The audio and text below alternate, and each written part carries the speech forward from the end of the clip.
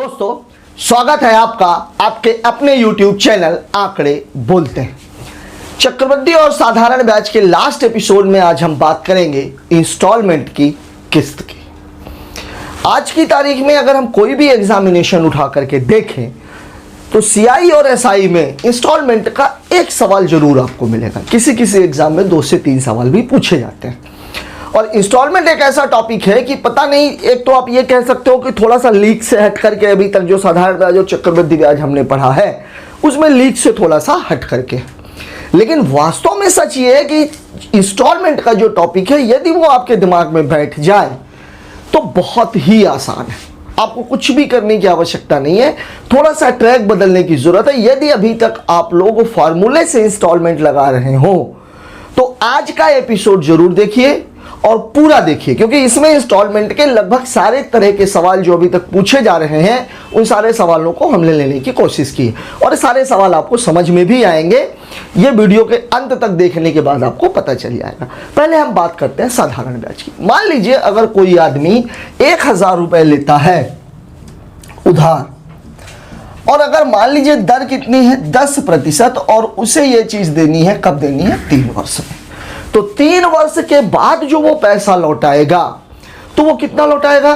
3 वर्ष के बाद जब वो पैसा लौटाएगा तो 10 तिहाई 30, 30 दहम 300, मतलब 3 वर्ष के बाद वो कितना देगा? 1300 रुपए। लेकिन अगर इसी पैसे को इंस्टॉलमेंट में दिया जाए तो कैसे होगा? हम ये मान करके चलते हैं, अगर मान लीजिए उसको 3 इंस्टॉलमेंट में देनी हो, अगर यहां पर उसने जो पैसे लिया है, मान लीजिए उसने पी लिया है, ये पहला इंस्टॉलमेंट, ये दूसरा इंस्टॉलमेंट और ये तीसरा इंस्टॉलमेंट। अब यहां पर सपोज उसने कितने रुपए दिए हैं? 100 रुपए। यहां पर भी दिए हैं 100 रुपए, यहां पर भी दिए हैं 100 रुपए। बेसिकली ये प्रतिशत है।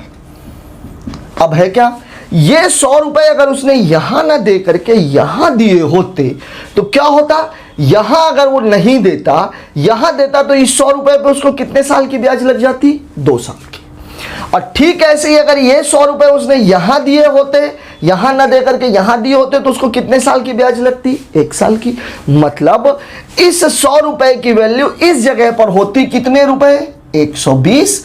और इस 100 रुपए की वैल्यू इस जगह होती कितनी? 110। मतलब सिंपली ये कितने प्रतिशत हो जाएगा? 330%।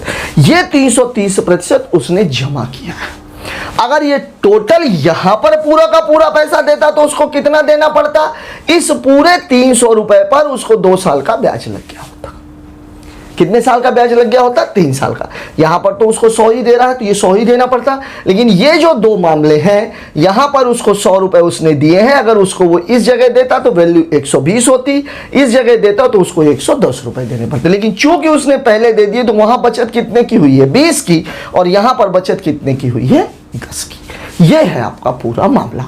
अब सवाल में जो आपसे दिया जाता है उसमें सवाल में यह दिया जाता है कि इतने रुपए की देय राशि है, इतने प्रतिशत का ब्याज है, इतनी किस्तों में उसे पटाना है। यहां पर एक बात का जरूर ध्यान रखिएगा, चूंकि किस्त क्या होती है? समान होती है, तो किस्त को प्रतिशत में हम कितना मान करके चलते हैं? 100। अब इसमें पहला सवाल जो आपसे पूछा जाता है वो पूछा जाता है किस्त से संबंधित, और दूसरा सवाल जो आपसे पूछा जाता है वो पूछा जाता है दर से संबंधित। पहले हम बात करेंगे किस्त से संबंधित सवालों की, फिर हम बात करेंगे दर से संबंधित सवालों की, इसके बाद हम बात करेंगे चक्रवृद्धि ब्याज की और चक्रवृद्धि ब्याज में किस्त की और फिर मूलधन की। आइए देखते हैं पहला सवाल। पहला सवाल आपको आपकी स्क्रीन पर दिखाई दे रहा होगा। सवाल आपसे क्या कह रहा है? पहला सवाल जो आपको आपकी स्क्रीन पर दिखाई दे रहा है, सवाल बोल रहा है 21,200 रुपए की एक राशि है, 4 बराबर वार्षिक किस्तों में अदा करनी है। साधारण ब्याज की दर कितनी है? 4% है। दर कितनी है? 4% है। 21,200 रुपए की राशि है, 4 वर्ष में अदा करनी है। अब सिंपल सी बात है, 4 वर्ष में अदा करनी है, मतलब यहां पर हो गई पहली किस्त, ये हो गई दूसरी किस्त, ये हो गई तीसरी किस्त और ये हो गई चौथी किस्त। यहां भी कितना? 100, यहां भी कितना? 100, यहां भी कितना? 100 और यहां भी कितना? 100। ये 4 किस्तें हो गई। अब दर हमको कितनी दे रखी है? 4%। दर कितनी दे रखी है? 4%। मतलब इस जगह हमें ब्याज लगेगा 1 साल, 2 साल और 3 साल का। मतलब इस 100 की जो वैल्यू है ये कितनी है? 112 रुपए। यहां पर हमें 2 साल का ब्याज लगेगा, 1 साल और 2 साल, मतलब इसकी वैल्यू है 108 रुपए। यहां पर 1 साल का ब्याज लगेगा, मतलब इसकी वैल्यू है 104 रुपए। टोटल अगर मैं देखूं तो 12 8 20 4 24 और ये कितना है 424%। मतलब उसको जो अदा करना है वो अदा करना है 424, जिसमें किस्त कितने की है 100 की है, और आपको वैल्यू कितनी दे रहा है 21,200। मतलब ये 424% बराबर है 21,200। यदि काटेंगे तो ये 1, तो ये 2 और 2 से काटेंगे तो ये पूरा का पूरा कितना हो जाएगा 50। मतलब 1 बराबर कितना है 50। अब आपकी किस्त कितने कितने की है 100 की है, तो 100 बराबर कितना हो जाएगा 100 गुणे 50, मतलब उत्तर कितना हो जाएगा 5,000 रुपए। मतलब अगर वो पूरा का पूरा पैसा यहाँ पे लौटाता तो उसे देना पड़ता 21,200 रुपए, लेकिन चूंकि उसने किस्तों में दे दिया, 5-5 हजार रुपए वो दे रहा था, किस्तों में दे दिया, तो अब उसे टोटल कितना देना पड़ा 20,000 रुपए। मतलब यहां पर जो उसकी बचत हुई है वो हुई है कितने की 1,200 रुपए की, और ये 1,200 रुपए वास्तव में किसके बराबर है 24% के बराबर। ये है आपका सवाल। आगे की बात कर लेते हैं, एक दूसरा सवाल देखते हैं। दूसरा सवाल हमसे क्या कह, दूसरा सवाल आपको आपकी स्क्रीन पर दिखाई दे रहा होगा। सवाल हमसे क्या कह रहा है, सवाल हमसे यह कह रहा है 12,720 रुपए 6% और 3 किस्त। बात किसकी हो रही है एसआई की। अब फिर वही बात, यहां पर ये पहला साल, ये दूसरा साल और ये तीसरा साल, ये 100, ये भी 100 और ये भी 100।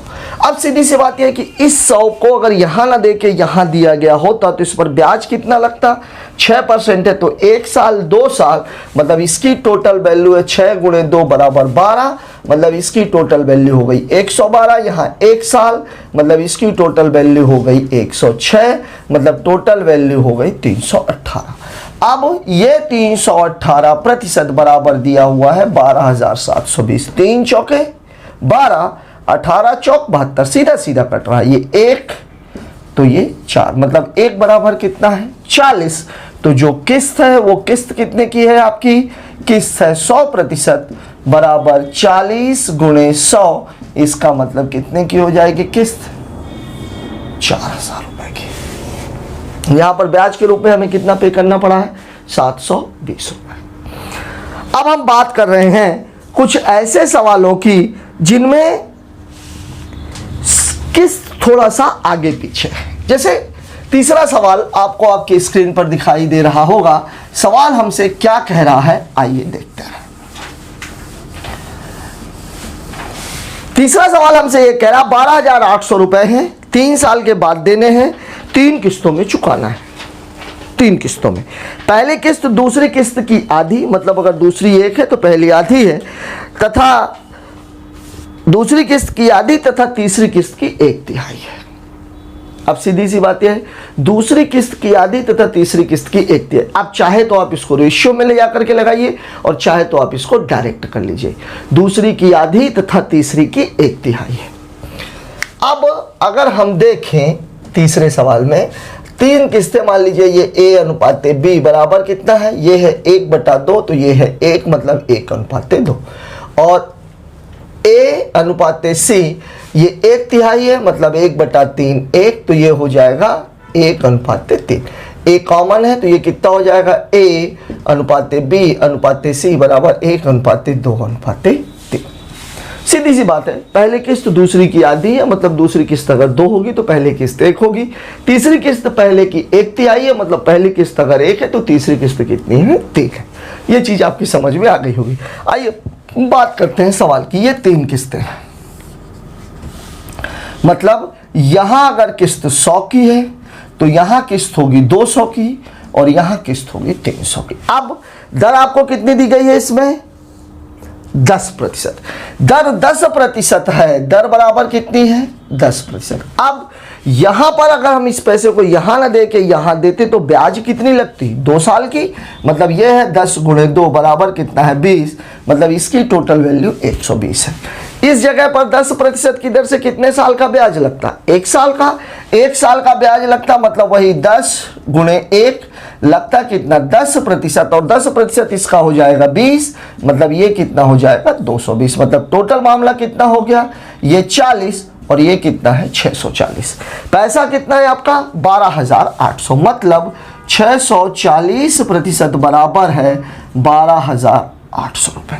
अब अगर मैं इसको कट करूं तो ये 0 से ये 0, 64 दूनी 128, मतलब 1 बराबर कितना है 20। अब आपसे पूछ क्या रहा है, तीनों किस्त, तो ये जो पहली किस्त है ये कितनी हो जाएगी 100 गुणे 20, मतलब ये कितने की हो जाएगी 2,000 रुपए की।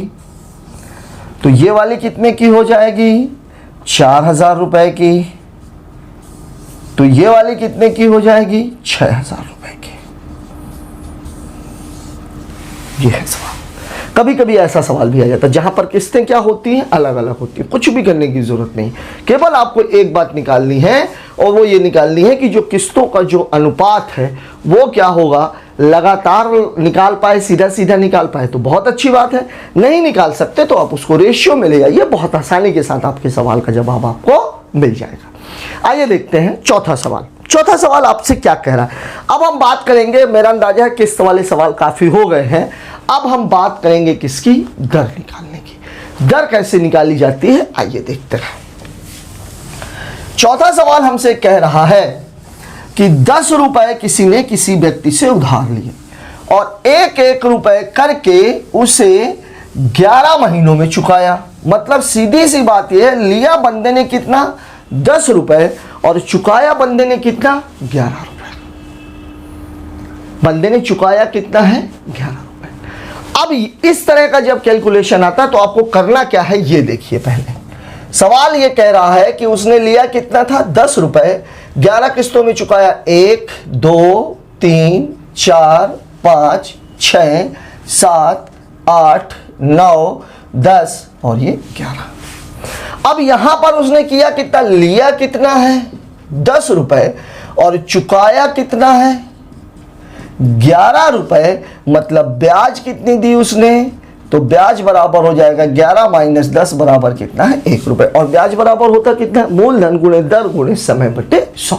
अब बंदे ने यहां पर 1 रुपया दे दिया, अब 10 रुपए का जो ब्याज है वो यहां पे लगा है, फिर यहां पे 9 का, यहां पे 8 का, 7 का, 6 का, 5 का, 4 का, 3 का, 2 का, 1 का और ये 0 का। ये है आपका मामला।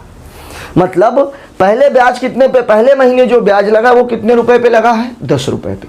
दूसरे महीने चूंकि 1 रुपए चुका दिए गए, अब ब्याज कितने पे लगा है 9 रुपए पर। फिर 1 रुपए चुका दिए गए, अब ब्याज कितने पे लगा है 8 रुपए पर, फिर 7 रुपए पर, फिर 6 रुपए, फिर 5, फिर 4, फिर 3, फिर 2, फिर 1 और फिर 0। अब यहां पर क्या है, ब्याज बराबर होता कितना है, ब्याज बराबर होता है P गुणे R गुणे T बटे कितना होता है 100। अब यहां एक बात का और ध्यान रखना, ये बात किसकी हो रही है, महीने की, और दर हमेशा किस पे निकाली जाती है, वार्षिक। ये बात आप जरूर याद रखिए। अब यहां जो हमारी ब्याज है वो कितनी है 1 रुपए। जब हम मूलधन की बात करेंगे तो मूलधन चूंकि हर बार बदला है तो मूलधन है कितना 10 धन 9 धन 8 धन 7 धन, और ये कहां तक चला गया है 1 तक। दर आपको निकालनी ही है। समय चूंकि 1 महीने का है तो इसको आप बदल दोगे तो किस में 12 में, और बटे कितना हो जाएगा 100। ये है आपका पूरा मामला। ये है। अब 10 से लेकर के 1 तक का जो जोड़ है वो कितना होता है 55। अब अगर ये 55 होता है तो मामला कितना हो गया 55 गुणे R गुणे 1 बटे 12 बटे कितना 100, और ये किसके बराबर है 1 के बराबर। काट लेते हैं, 11 × 5 = 55, 5 दूनी 10। तो अब R बराबर कितना हो जाएगा 12 दूनी 24, मतलब 240 बटे 11 या 11 दूनी 22, 2 बचेगा, 11 1 कम 11, 21 सही 9 बटे 11%, और ये आपके सवाल का जवाब है।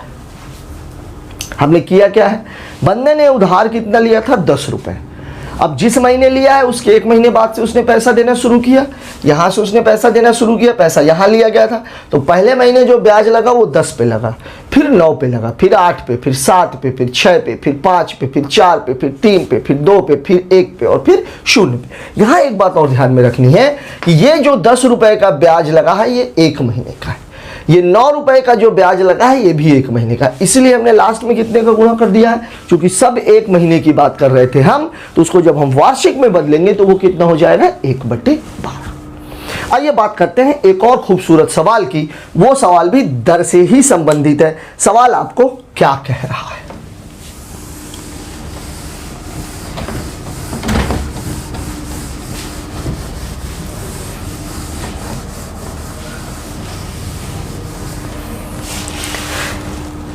सवाल आपसे यह कह रहा है कि एक आदमी 9,000 रुपए की एक टीवी लेता है, 9,000 रुपए पर उसकी एक टीवी थी, वो उसने खरीदी, 2,200 रुपए को उसने नगद भुगतान कर दिया। अगर वो टोटल टीवी अगर नगद पे लेता तो कितने की लेता? 9,000 की लेता।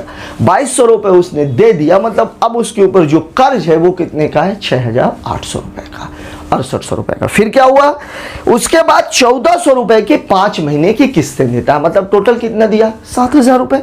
देना कितना चाहिए था? अगर उसने नगद दे दिया होता तो उसने कितना दिया होता? 6,800 रुपए। मतलब यहां पर ब्याज कितनी दी गई है? 200 रुपए की। 9,000 का टीवी है, 2,200 रुपए कैश दिया, मतलब उधारी कितने की हुई? 6,800 रुपए की। 1,400 रुपए की उसने 5 किस्तें दी, 5 किस्तें दी, इसका मतलब क्या हुआ? बंदे ने पे कितना किया? 7,000 रुपए, मतलब जो ब्याज है वो कितनी मिली है? 200 रुपए। अब यहां पर एक बात और समझने की है, पहले महीने जो ब्याज लगेगा वो किस पर लगेगा? 6,800 पर। 1,400 रुपए उसने दे दिए, अब कितना बचा? 5,400 रुपए। तो अब अगला ब्याज कितने पे लगेगा? 5,400 रुपए पर। फिर उसने 1,400 रुपए दे दिया, अब अगला ब्याज कितने पे लगेगा? 4,000 पे। फिर उसने 1,400 रुपए दे दिए, फिर अगला ब्याज कितने पे लगेगा? 2,600 रुपए पे। फिर उसने 1,400 रुपए दे दिए, तो अब अगला ब्याज कितने पे लगेगा? 1,200 रुपए पर। यह है सवाल। सवाल जो आपसे ये कह रहा है वो कह क्या रहा है? कौन सा नंबर था अपना? 5वां। सवाल आपसे ये कह रहा है टीवी कितने की थी? 9,000 रुपए की। ये उसकी टीवी थी, जिसमें से नगद कितने दिए उसने? 2,200 रुपए। मतलब जो उधार उसने किया वो कितने का किया? 6,800 रुपए का। दिया कितना उसने? 1,400 रुपए की 5 किस्तें, मतलब कितना दिया? 7,000 रुपए। मतलब जो ब्याज लगा वो कितना लगा? 7,000 माइनस 6,800 बराबर कितना लगा है ब्याज? 200 रुपए। अब ये 200 रुपए ब्याज लगा कैसे? पहली बात तो ये उसने 5 किस्तें दी हैं, ये पहली हो गई, ये दूसरी हो गई, ये तीसरी हो गई, ये चौथी हो गई और ये 5वीं हो गई। सारी किस्तें ये भी 1,400, ये भी 1,400, ये भी 1,400, ये भी 1,400 और ये भी 1,400। बंदे ने उधार कितना लिया था? 6,800 रुपए का। 1,400 रुपए दे दिए, तो अब कितना बचा? 5,400 रुपए। फिर 1,400 रुपए दे दिए, अब कितना बचा? 4,000 रुपए। फिर 1,400 रुपए दे दिए, अब कितना बचा? 2,600 रुपए। फिर 1,400 रुपए दे दिए, अब कितना बचा? 2,400 रुपए। यह है सवाल। सॉरी, 2,400 बोल रहा हूं, 1,200 रुपए। यह है सवाल। अब चूंकि हमारा ब्याज बराबर होता क्या है? हमारा जो SI होता है वो क्या होता है? P गुणे R गुणे T बटे कितना? 100। अब P हमारा कितना है? पहला जो है वो कितना है? 6,800 प्लस 5,400 प्लस 4,000, नीचे ले लेते हैं इसको। कितना कितना ब्याज? 6,800 प्लस 5,400 प्लस 4,000 प्लस 2,600 प्लस 1,200।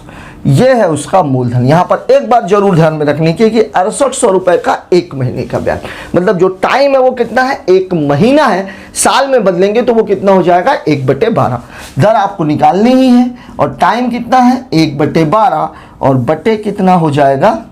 100। यह है सवाल। अब जब जोड़ने की बात आएगी तो 6,800 में अब हम कितना जोड़ दें? 1,200। तो कितना हो जाएगा? 6,800 1200 8,000, 5,400 2,600 फिर 8,000 और ये 4,000, मतलब 2 8,000 और एक 4,000, तो 8 8 16 और 4 20,000। मतलब यहां मामला कितने का हो गया? 20,000 का। तो 20,000 बटे 100, जो ब्याज है आपका वो कितना है? 200 रुपए और गुणे कितना है? R और गुणे कितना है? 1/12। 1 2 1 2, ये 200 से ये 200 कैंसिल। R बराबर कितना हो जाएगा? तो R बराबर हो जाएगा 12%। सिंपली कुछ भी करने की। इसमें एक सवाल और भी ऐसा पूछा जाता है, वास्तव में कभी वो सवाल ज़्यादातर चक्रवृद्धि ब्याज में आता है। सवाल ये बोलता है पहले इतनी किस्त दी, दूसरी इतनी किस्त दी, तीसरी किस्त कितने की होगी ताकि उसका पूरा धन पूरा हो जाए। सिंपली उसमें कुछ नहीं करना है, जितना भी धन रहता है उस धन का ब्याज निकाल लिया, टोटल इतना धन हो गया, उसमें से इतना पे कर दिया गया, अब इतना बचा है, इतना बचा मतलब अब ब्याज उतने पे लगेगी, तो उतना का ब्याज निकाल के टोटल हमने मिश्र धन निकाल लिया। फिर जो पे किया उसको घटा करके फिर हमारा मूलधन निकल गया, मूलधन पे फिर हमने ब्याज निकाल दी तो फिर मिश्र धन निकल गया। अब जो लास्ट वाला जो इतना बचा है वो पूरा का पूरा उसे पे करना है, वही उसकी अंतिम किस्त रहती है। यहाँ पर जो सवाल साधारण ब्याज में पूछा जाता है, यहाँ केवल एक ही चीज आपको जो ध्यान में रखने की बात है वो ये है कि जो ब्याज लग रहा है, ये जो पहले किस्त की शुरुआत हुई है, ये पहला किस्त उधार लेने के 1 महीने के बाद की हो रही है। ये आपको अपने दिमाग में रखना है। बात करते हैं अगले सवाल की।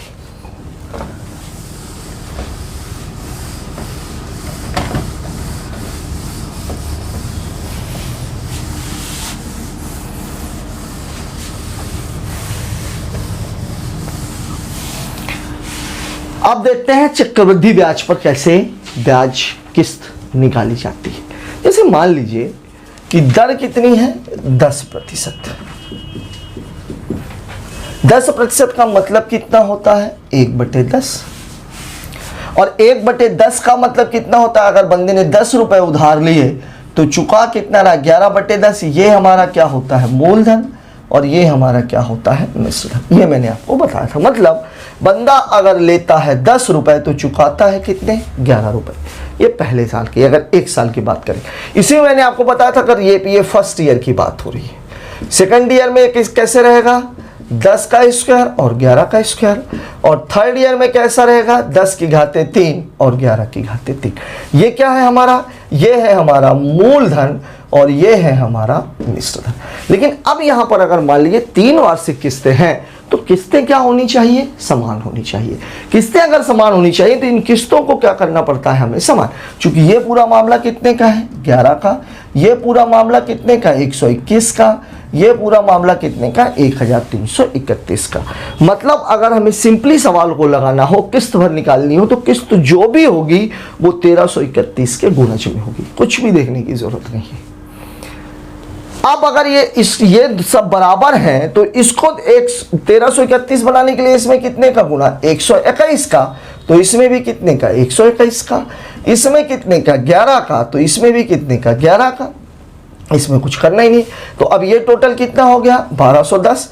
100 में 11 जोड़ दिया तो ये कितना हो गया 1100, और ये कितना हो गया 1000 रुपए।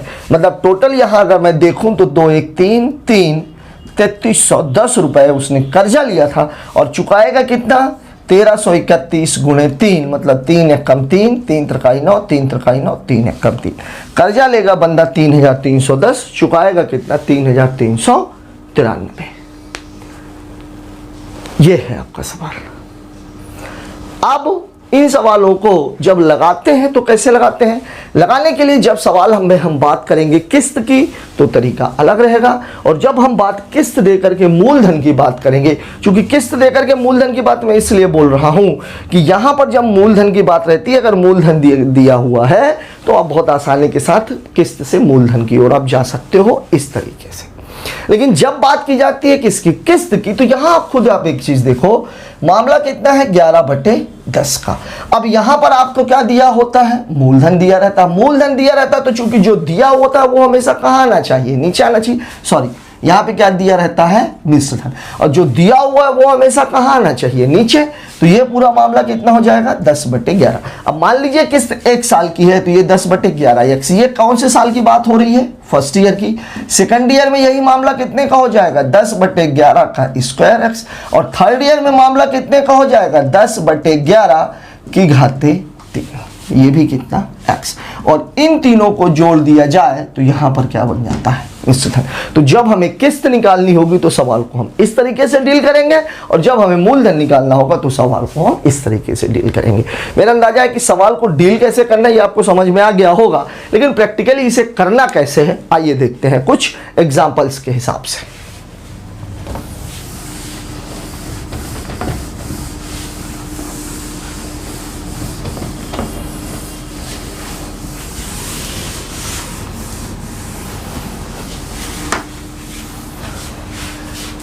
देखते हैं हम छठवां सवाल। छठवां सवाल हमसे क्या कह रहा है। एक व्यक्ति ने 12,750 रुपए उधार लिए, 4% चक्रवृद्धि ब्याज की दर से 2 वार्षिक किस्तों में लौटाने। मामला कितने का है? 4%। और 4% का मान कितना होता है? 25। 25 का मतलब कितना हुआ? 1/25 मतलब कितना हुआ? 26/25। और चूंकि हमें निकालना क्या है? किस्त निकालना है। तो चूंकि 26/25 से किस्त हमको निकालनी है, तो उसको हम कितना कर देंगे? 25/26। 2 सालों का मामला है, तो 25/26x, 25/26 का स्क्वायर x, और बराबर कितना हो जाएगा? 12,750 रुपए। कुछ भी करने की आवश्यकता नहीं है। छठवां सवाल जो आपको बोल रहा है 4% का मतलब कितना हुआ? 1/25। मतलब ये मामला कितने का हो गया? 26/25 का। 2 वार्षिक किस्तों की बात की गई है, तो 25/26 x धन 25/26 का स्क्वायर x बराबर कितना है? पैसा टोटल कितना है? 12,750 रुपए का। अब इस सवाल में हमें क्या करना है? 25/26x को कॉमन ले लीजिए। तो 25/26x कॉमन, तो यहां से बचेगा 1, यहां से बचेगा 25/26 बराबर कितना है? 12,750। इसको हल करेंगे। 26 एकम 26, 26 5 31 20 51, मतलब 25/26 गुणे 51/26 गुणे x बराबर 12,750 रुपए। काट लेते हैं। काटेंगे तो कैसे कटेगा भाई? ये 25 से ही काटते हैं पहले। 25 पंचे 125, 25 एकम 25, ये कट गया। और ये कर देंगे तो कितना? 10। तो x बराबर 26 का स्क्वायर कितना होता है? 676, और ये 10 मतलब हमारी जो किस्त है वो कितने की है? 6,760 रुपए की। यही 3 बार होता तो हम घाते 3 कर देते। कुछ भी करने की जरूरत नहीं है। मतलब सवाल में बहुत ज्यादा टेंशन लेने की आवश्यकता नहीं। आइए देखते हैं एक और खूबसूरत सा सवाल।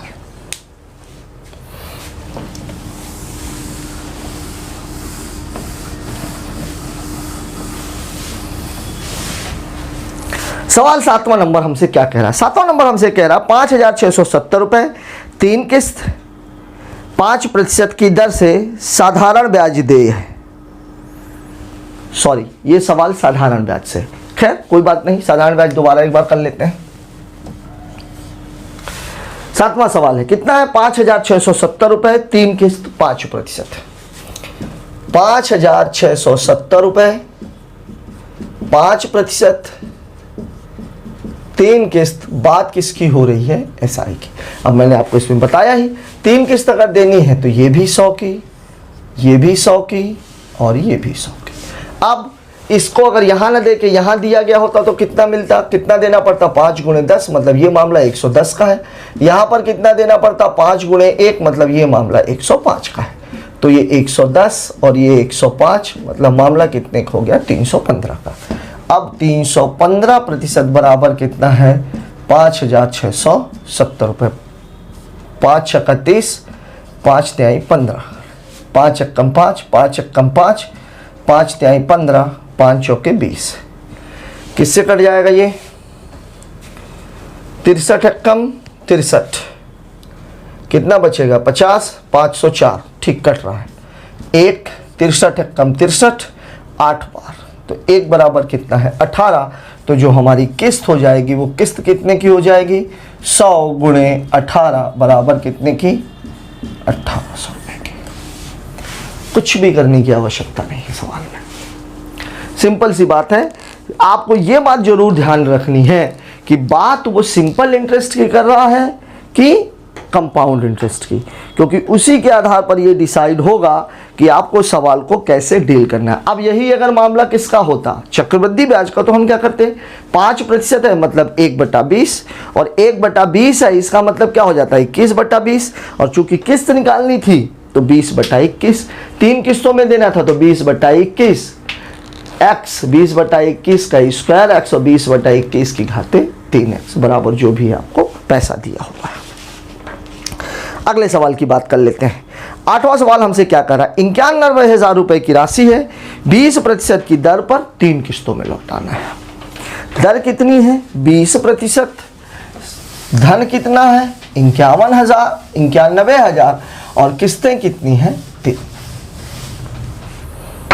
8वां क्वेश्चन, सवाल हमको क्या बोल रहा है? दर बराबर कितनी है? सॉरी 20% है। मतलब ये पूरा मामला 1/5 का, और 1/5 का मतलब मामला कितना है 6/5 का। कितनी किस्तें हैं? 3 किस्तें हैं, और टोटल जो रकम है वो कितनी है 91,000। ये है सवाल। अब चूंकि 3 किस्तें हैं, फिर वही बात 6/5 है, चूंकि मिश्रण तो 5/6x, फिर 5/6 का स्क्वायर x धन 5/6 की घाते 3x, और ये बराबर कितने के है 91,000। ये है सवाल। अब इसमें से अगर मैं 5/6x को बाहर कर दूं तो यहाँ से कितना बचेगा 1, यहाँ से कितना बचेगा 5/6, और यहाँ से बचेगा 25/36, और ये बराबर किसके हैं 91,000 के।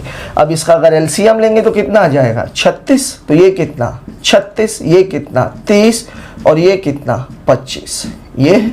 और यहाँ पर हमारे पास कितना है 5/6x। अब अगर मैं इसको 6 5 11, 3 1 4 3 7 दोनों 91/36 है, और ये कितना है 5/6x गुणे बराबर कितना है 91,000। काटेंगे ये 91 से 91 कैंसिल, इस 5 को 1000 से काट देंगे तो बचेगा कितना 200 रुपये। अब ये 200 गुणे कितना है 216, तो 200 गुणे 216 मतलब 2 छक्के 12, 2 1 कम 2 और 1 3, 2 दूनी 4, उत्तर कितना आ गया 4,320 रुपये। 4,320 रुपये की कितनी किस्तें उसको देनी पड़ेंगी, सॉरी 43,200 रुपये। 43,200 रुपये की कितनी किस्तें उसको देनी पड़ेंगी 3 किस्तें। पैसा कितना था 91,000 रुपये चुकाना था। अब इसी के रिवर्स में हम बात करते हैं। बात तब की है अगर मुझे ये वाला डाटा दिया होता, मतलब किस्त दी होती, और मुझे क्या ज्ञात करना होता मूलधन, तो सवाल को कैसे लगाते हैं इसी सवाल की बात कर लेता हूं मैं।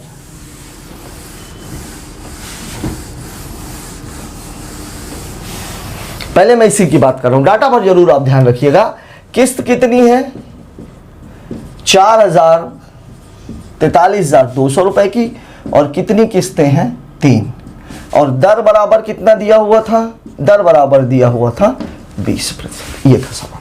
अब 20% का मतलब हम जानते हैं कितना होता है 1/5, मतलब कितना हो गया 6/5, मतलब यह 5 तो ये 6, तो ये 5 स्क्वायर तो ये 6 स्क्वायर, यानी मैं इसको ऐसे भी कह सकता हूँ, सॉरी ऐसे लिख देते हैं 5 स्क्वायर मतलब ये कितना है 25, तो ये 6 स्क्वायर मतलब ये कितना हो जाएगा 36। अगला डाटा 5 की घाते 3 मतलब ये कितना 125, और ये 6 की घाते 3 मतलब ये कितना 216। अब ये सवाल। अब चूंकि किस्त क्या होती है हमारी बराबर होती है, बराबर होती है किस्त, तो अब हम क्या करेंगे यहाँ कितना 36 का गुणा, तो यहाँ भी कितने का गुणा 36 का, यहाँ पे कितने का 6 का, तो यहाँ भी कितने का 6 का। ये वाला डाटा तो बराबर ही। अब अगर मैं इसको देखूं तो ये टोटल 36 पंचे कितना हो गया 180, 150 और 125, और ये हमारी जो एक किस्त है ये कितने की है 216 की, और किस्त हमको कितनी दी गई है 43,200 रुपए की, मतलब ये किसके बराबर है 43,200 रुपए के।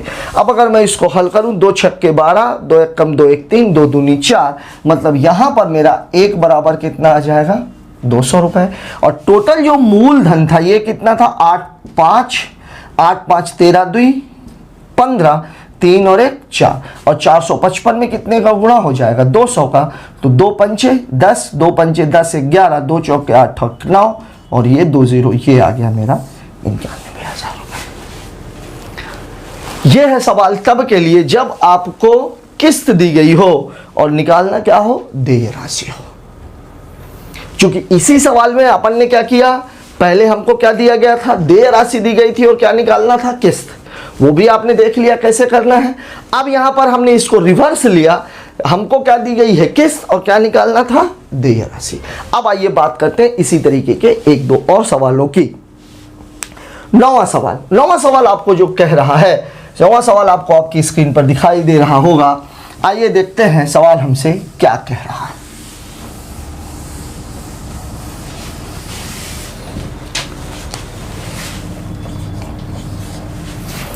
9वां क्वेश्चन आपसे कह रहा है कुछ धन उधार लिया गया, 2 वार्षिक किस्तों में चुकाया गया, ठीक है। प्रत्येक किस्त का मान कितना है 882 रुपए है। चक्रवृद्धि ब्याज की दर कितनी है 5%। यह है मुद्दा 5%। 9वां सवाल 5% का मतलब कितना होता है 1/20, 1/20 का मतलब कितना, 21/20, ये है दिक्कत। अब ये कितना है, 882 रुपए। किस्त कितने की है, किस्त है 882 रुपए की, और कितनी किस्तें दी जा रही हैं, 2 किस्तें। अब जब 2 किस्तें दी जा रही हैं तो ये 20, तो ये कितना 21, तो ये कितना 20 स्क्वायर, मतलब ये कितना हो जाएगा 400, और ये 21 का स्क्वायर मतलब ये कितना हो जाएगा 441। अब चूंकि मुझे इनको बराबर करना है तो ये कितना 21, तो यहाँ भी कितने का 21 का गुणा, ये पूरा मामला कितने का हो गया 420 का, और ये कितना है 800 का, मतलब ये जो टोटल धन है ये कितना है 820 रुपए। अब यहां पर जो किस्त मेरे को दी गई है वो दी गई 882, और मेरी किस्त मेरे हिसाब से कितनी है 441 की, मतलब ये बराबर किसके हैं 882 के। अगर 2 1 कम 2, 2 चौके 8, मतलब यहां पर मैं ये क्या देख रहा हूं कि 1 बराबर कितना है 2। अब इसमें आप 2 का गुणा कर दीजिए, तो 2 दूनी 4, 2 अट्ठे 16, मतलब जो देय राशि थी वो कितनी थी 1640 रुपए। केवल थोड़ा सा समझने की आवश्यकता है ट्रैक को कि सवाल में पूछ क्या रहा है और सवाल में हमें दिया क्या है। यहां मैं इसी को बराबर क्यों कर रहा हूं, क्योंकि मूलधन जब सवाल में दिया जाता है तो किस्त को बराबर करने के लिए, ये आप लोगों ने भी देखा होगा कि जब होम लोन लिया जाता है तो जो पहली किस्त दी जाती है उसमें ब्याज की जो मात्रा है, ब्याज की जो रकम है वो ज़्यादा होती है, मूलधन कम होती है, और जो आखिरी किस्त दी जाती है उसमें ब्याज बहुत कम रहता है। मेन चीज़ क्या रहती है, मूलधन। चूंकि पहले महीने जब आप कोई किस्त चुकाते हो तो उस किस्त में पूरे के पूरे पैसे का ब्याज जुड़ा हुआ होता है, फिर वो किस्त जब चुक जाती है तो उसमें से कुछ मूलधन हमारा कम हो जाता है, तो अगली बार हमारी जो ब्याज होती है वो कम होती है, लेकिन फिर क्या होता है मूलधन ज़्यादा कट जाता है। मतलब किस्त हमेशा बराबर रहनी चाहिए। और यहां पर क्या है, 20 रुपए अगर उस बंदे ने लिए थे, अगर उसको 1 साल बाद इस दर पे चुकाना है तो उसे चुकाने के लिए कितने रुपए चुकाने पड़ेंगे, 21 रुपए की किस्त होगी। लेकिन चूंकि 2 किस्तों में चुका रहा है तो दूसरी बार किस्त कितने की होगी 400। लेकिन अब हम ऐसा तो कर नहीं सकते कि पहली किस्त 21 की और दूसरी किस्त 441 की। हम क्या करेंगे, किस्त को बराबर करेंगे, और बराबर करने के लिए अगर इसको मुझे 441 बनाना है तो कितने का गुणा करने की जरूरत है, 21 की। और जब किस्त में 21 का गुणा होगा तो मूलधन में भी 21 का गुणा होगा। यह है आपके सवाल का बेस। आइए देखते हैं एक और खूबसूरत सा सवाल।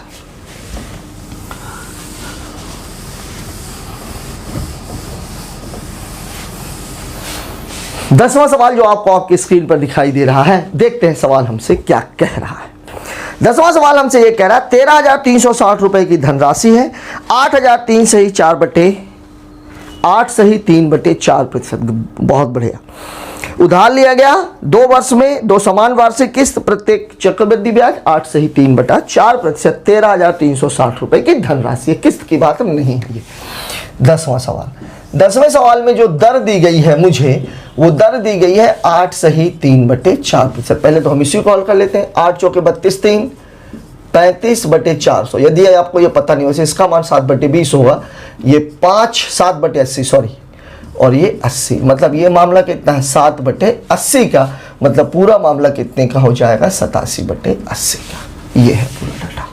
अब 2 वार्षिक किस्तों में देना है, मुझे किस्त निकालनी है, तो मामला क्या हो जाएगा, ये 80/87x धन 80/87 स्क्वायर x बराबर जो धन है मेरा वो कितना है 13,360 रुपए।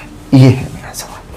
अब अगर मैं इसमें 80/87x को बाहर कर दूं, 80/87x बाहर, तो यहां से 1 बचेगा और यहां से बचेगा 80/87, और ये बराबर कितना है 13,360 के। 87 8 8 16 167, मतलब ये पूरा मामला हो जाएगा 80/87x गुणे 167/87 बराबर 13,360।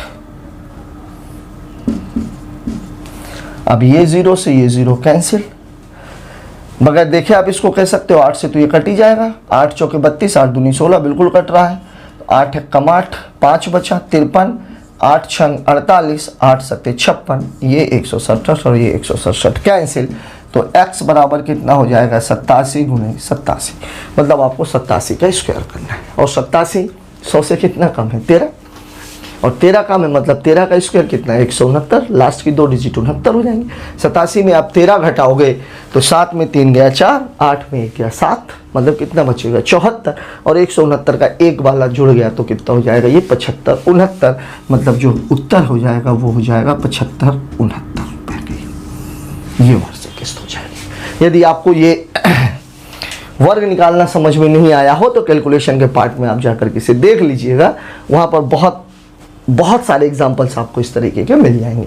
बेसिकली जो मैंने किया था वो ऐसा था, ये 100 के नज़दीक है, ये 13, ये भी 13 का स्क्वायर कर दिया 169, 87 में 13 घटा दिया, 7 में 3 गया 4, 8 में 1 गया 7, 74 में 1 जुड़ गया तो ये 75 और ये 69 और यही हमारा आंसर है। दोस्तों आज हमने बात की चक्रवृद्धि और साधारण ब्याज में किस्तों की। पहले मैं सोच रहा था कि इसी के साथ हम शेयर्स भी पढ़ लें, लेकिन चूंकि शेयर का टॉपिक ऐसा है जो कुछ खास एग्जाम्स में ही पूछा जाता है और ठीक ऐसा ही एक टॉपिक स्टैटिक्स भी है, तो सांख्यिकी और शेयर को हम एक साथ करेंगे। अगले टॉपिक से हम बात करेंगे टाइम एंड वर्क की, then after time and distance की। टाइम एंड वर्क और टाइम एंड डिस्टेंस ये दोनों बहुत बड़े टॉपिक हैं और इसमें आपको मैं एक बात बता दूं, परसेंटेज में जब हमने पढ़ा था रेट और वेट का मामला, जहां पर एक्सपेंस बराबर होता है रेट इनटू वेट, उसी फार्मूले का इस्तेमाल टाइम एंड वर्क में हम कैसे करेंगे और उसी से हम टाइम एंड डिस्टेंस में कैसे आगे बढ़ेंगे, ये हम बात करेंगे अगले एपिसोड में। आज का ये वीडियो आपको कैसा लगा कमेंट बॉक्स में जाकर ज़रूर बताएं। यदि वीडियो पसंद आया है तो लाइक, सब्सक्राइब एंड शेयर करें ताकि आगे आने वाले वीडियोज़ की अपडेट आपको लगातार मिलती रहे। Thank you. जय हिंद।